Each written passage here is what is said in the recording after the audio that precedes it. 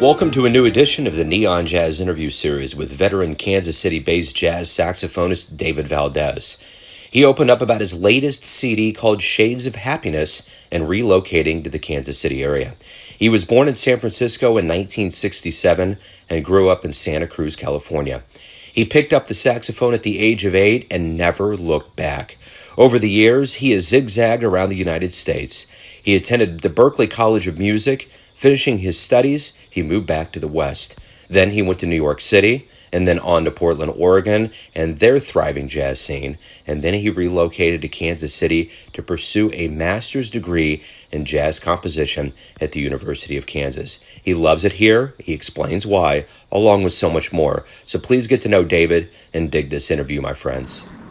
Hey, David, thank you for taking a minute out for Neon Jazz, man. I appreciate it. Of course, anytime. And so at the top of the interview here, I just want to kind of talk about the ever-present.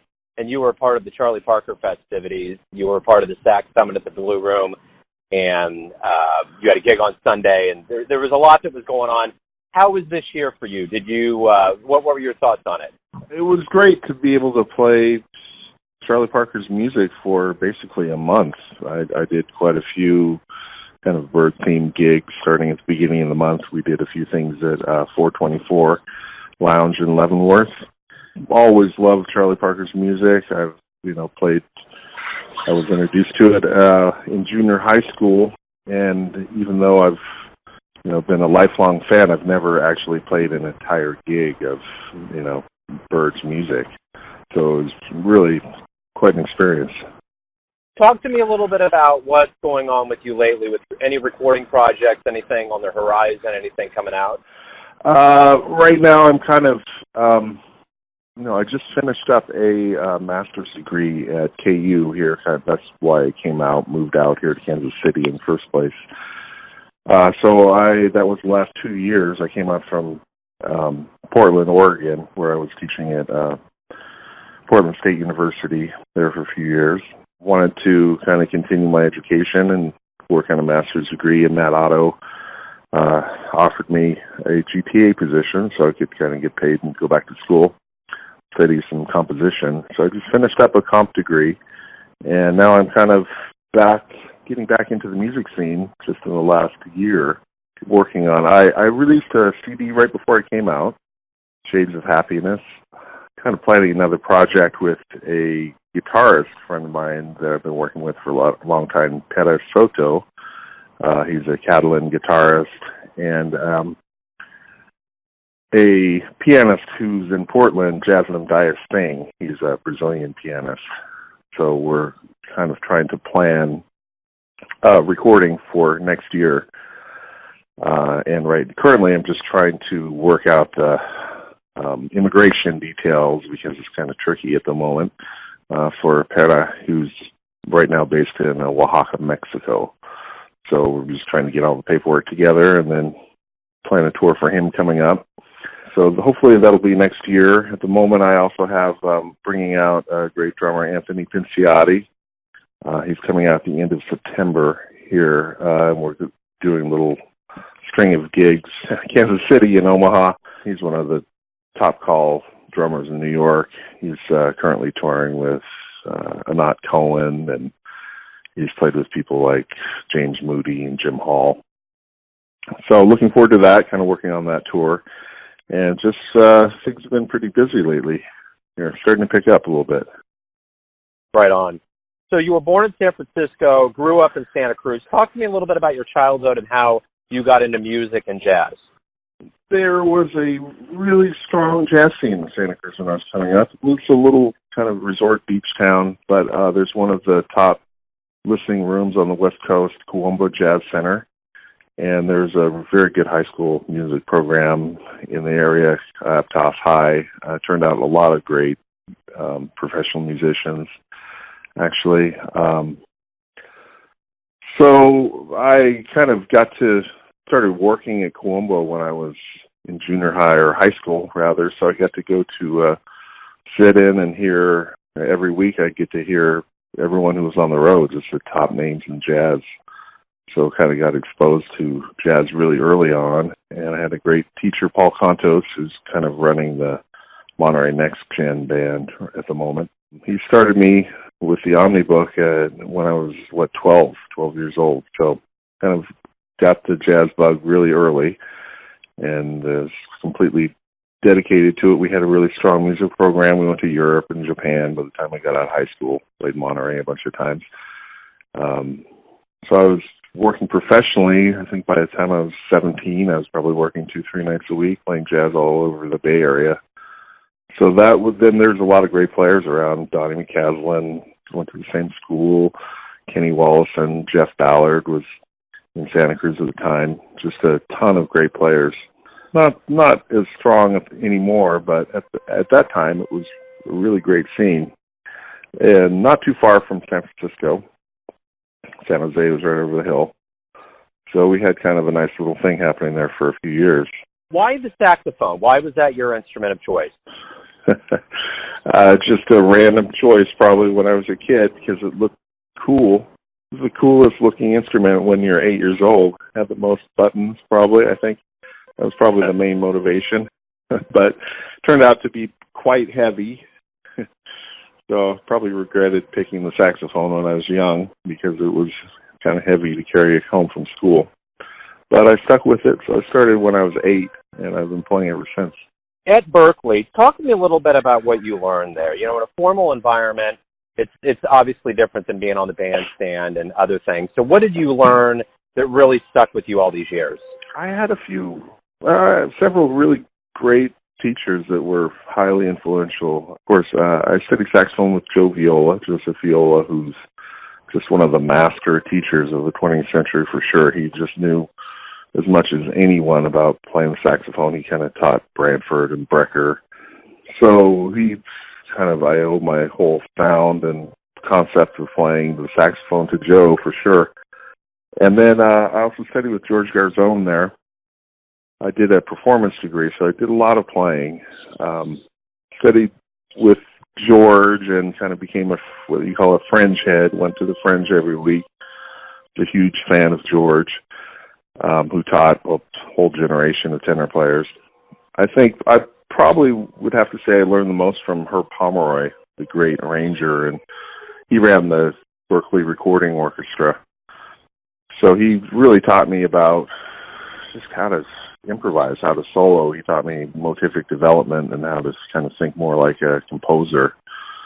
So I would think that would be the biggest thing, most important thing I learned at Berkeley was what I learned from Herb about phrasing and how to think compositionally. So after Berkeley, you go back to the West Coast, and you're in the Bay Area. So kind of give me a timeline here. You go back there, and you make your way to Portland. Kind of give me an idea. Moved around a lot, actually, in the years after Berkeley. Moved back to Santa Cruz. I was playing, I had a quintet with Kenny Brooks, a great tenor player, one of my best friends. And we moved back to the Bay Area at the same time and started a quintet. We had it was Larry Grenadier and Jeff Ballard and Kenny Wolfson, just great players out there. Dred Scott, pianist, he's in New York now. So we worked jazz scene was kind of picking up then at the time in the early 90s. So we played around a lot with the quintet, worked with Charlie Hunter a bit. We had a horn band, four-horn band with Charlie. Worked a lot of freelance stuff, but I ended up moving around. My parents kind of moved up to Northern California, so I moved back and forth between Humboldt and Santa Cruz and Oakland several times, and then I guess I moved to Santa Fe for a minute, and then back to Oakland, and then I ended up in the late 90s in New York, and then stayed there a few years before moving to Portland, and then I was in Portland from 2000 to 2007, and then I moved out here. The whole adage of where you are is where you're at is kind of the more, that's what this question is going to be. You know, you've been all over the country. You've seen, you know, not only culturally and socially how these cities roll, but also how their jazz scenes roll. Is everything basically the same? What are the big differences? What's it like? just kind of give me an idea now that you're here in Kansas City. Things are very different in other places. It seems like the scenes change over time, and go through up and down periods. There was a period in the mid-'90s when it was really happening in San Francisco. Tons of work, a lot of venues. You could actually afford, to get by there as a musician. But I felt like it really did make a huge difference where you were for a musician, where I was living. Portland was great for a while. Then venues started to just drop off. Cost of living goes up. So there's a lot of factors involved. Cost of living, number of good players, venues, the audiences, kind of the type of music that people are playing. There's all these different factors that are kind of involved. And everything has to be kind of just right for it to be possible, to even make a living as a player. Kansas City, at the moment, seems to have everything kind of happening. It seems like we're in kind of a 50 or 40 or 50-year peak, a bubble where all these factors are kind of just right. We've got venues, we've got great players, we've got people doing interesting music, we've got audiences who want to go out and are used to going out and paying and expecting to hear live music. We've got a low cost of living. So, I hear people here kind of complain about the scene and how there are not enough venues, and to me that just tells me that they haven't been anywhere else, because at the moment there's not, the West Coast is incredibly expensive and there are no venues and it's kind of rough, and East Coast is kind of the same. So I think we're really lucky to be in the scene right now here, all the musicians, and just a great collection of players and plenty of places to play. There could always be more, of course, but at the moment, I think there's not a lot to complain about. It's interesting. I've been doing this show since 2011, and I've kind of watched this Kansas City landscape just mushroom and get bigger and better and really change in a lot of positive ways. And it seemed to me as though Kansas City used to kind of be a springboard. People would go through Bobby's program at UMKC, or they would, or Jim's program out at KCK or KU, and they would leave. But it seems like now this is the Mecca. People are coming from other cities here. How does that feel coming in here? Is that your sense? To me, it seems like there should be more people coming in, if people knew about it. Maybe like me, I've been hearing from Matt how great it was here. And maybe I didn't believe him. How could there be that great of a scene in the middle of the country? How could there be anything happening in Kansas? Kind of, I think people are starting to hear about it, and you're getting a few people moving in. But for the most part, most of the players here are kind of from the Midwest. They're from Kansas or Missouri, and they haven't moved in. Compared to a scene like Portland, where you've got people most of the people there have moved from somewhere. So maybe in the future, people are going to start finding out more about it and moving in, and they're starting now, but I don't think there's really a big inrush of players from other states coming in yet, But, I just finished a master's degree, and I don't really want to move to any other city to start a job, so, there's not really anywhere that I'd rather live other than Europe at this point. What do you like best about Kansas City? What's not to like? There's great, clubs, music. The quality of life is just very high here compared to other places I've lived. The traffic is not too bad. You can find parking. Cost of living is very low compared to the coast. Just the best part about it is the people, really. It's a hang. People have time.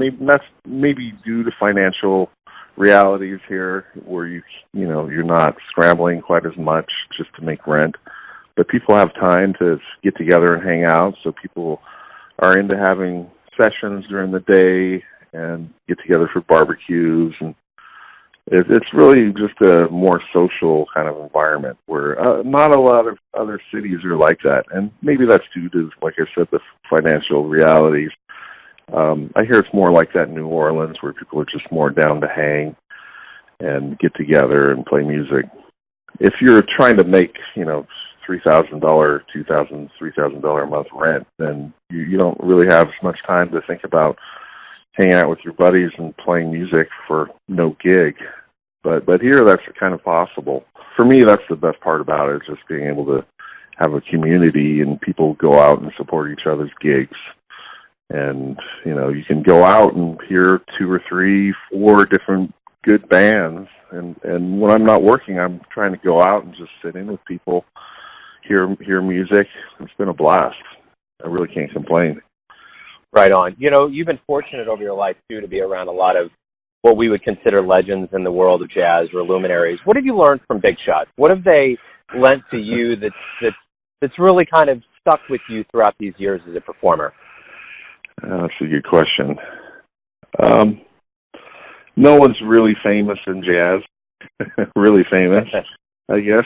There's a handful of famous people. But, being in New York, you kind of realize that, we're all in this doing the same thing, and you need to be supportive of other people and encouraging. I don't know, I got to spend time with Clark Terry and play with a lot of different people. We're not in this for the money. I guess my friend John Stoll, that's what I think of. He says, we're not in this for the big bucks. We're just in this to play.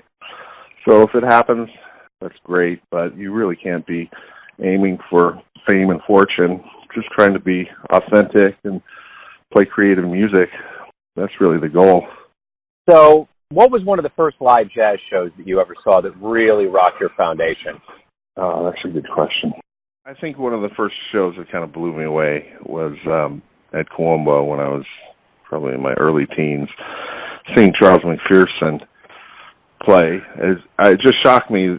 I didn't think there's anyone still playing like that. It felt like, this music was not just on recordings. There were people out there still playing like that, playing at that high level. And, I'd heard Charlie Parker, been a huge fan of Bird for years, but I didn't hear anyone who was kind of playing at that level or near that level until Charles. And just being in the same room with that huge sound and this incredible player. He's still one of my favorite players, but that definitely shaped kind of the course of my career for sure. If you could get into a time machine here in the Kansas City realm here, or you could go down to 18 and Vine and see anybody live back in the day, who would you go see? Well, no question, Bird.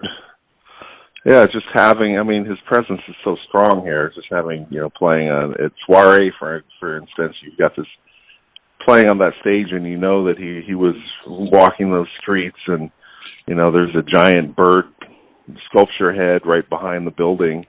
I just always imagine what it was like back then, and having all those clubs there, and just being able to hear that live would be incredible.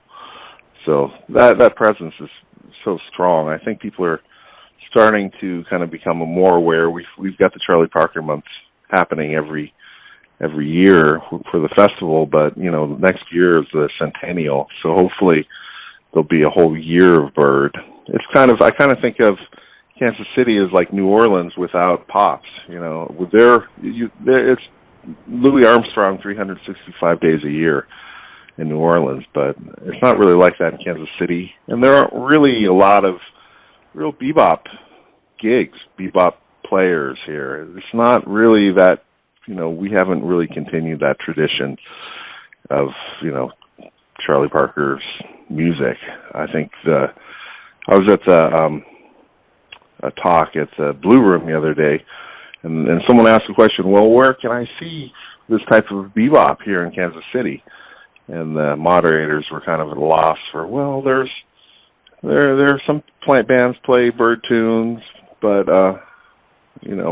there's not really that much of that tradition still happening here. We have it one month a year, but I think the only place there are really serious bebop players who can still live that is kind of New York.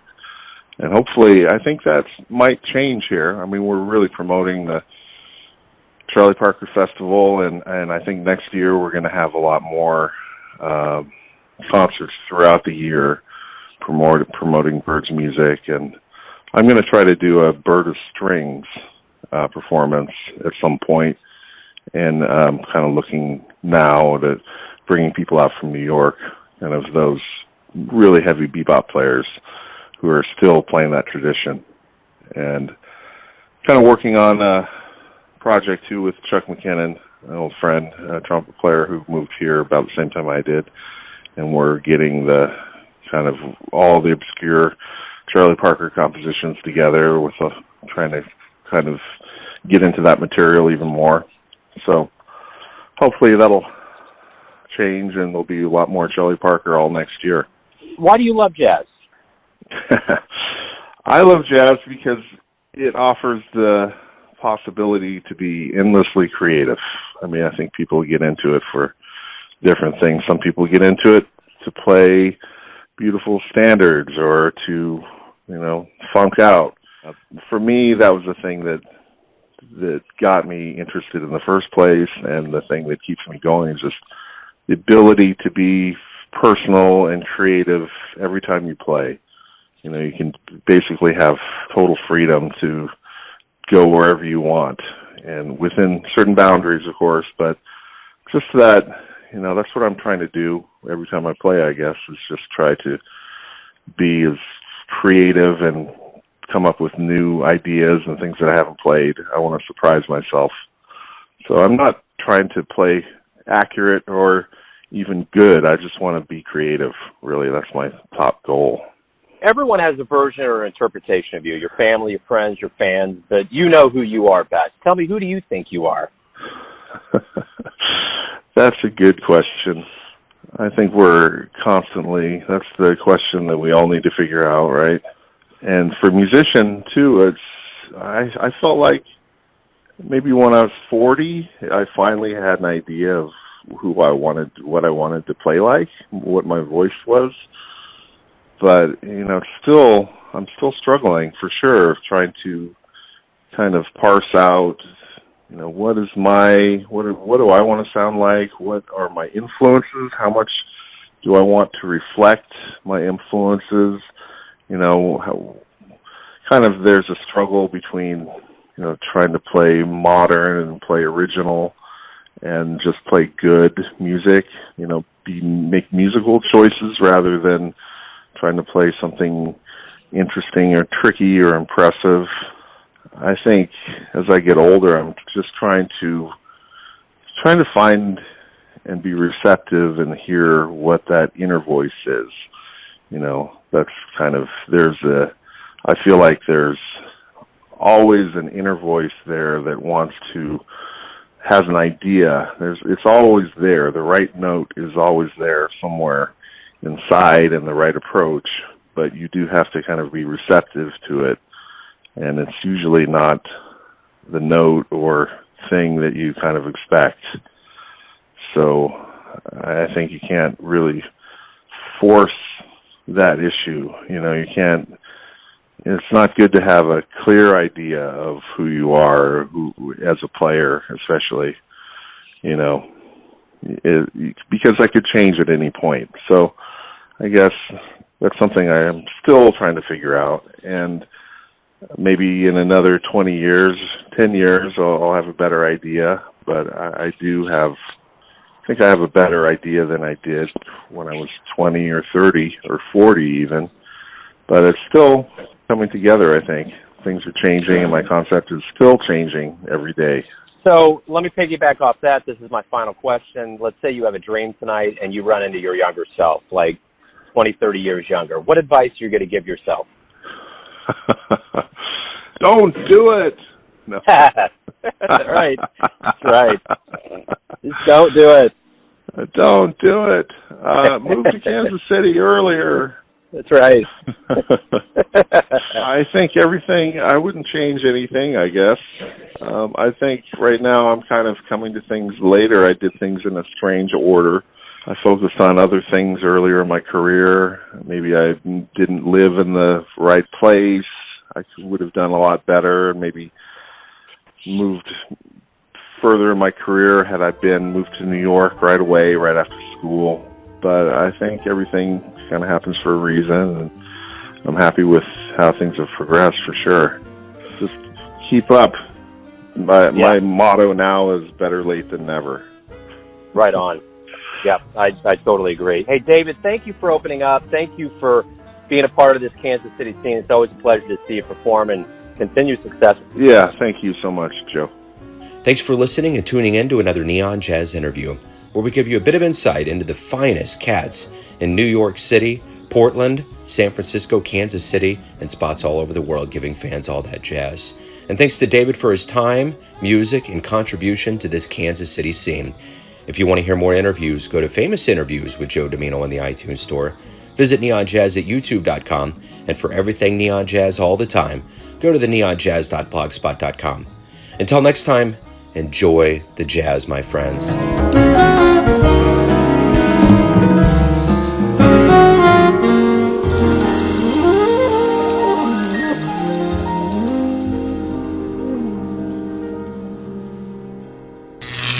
Neon Jazz.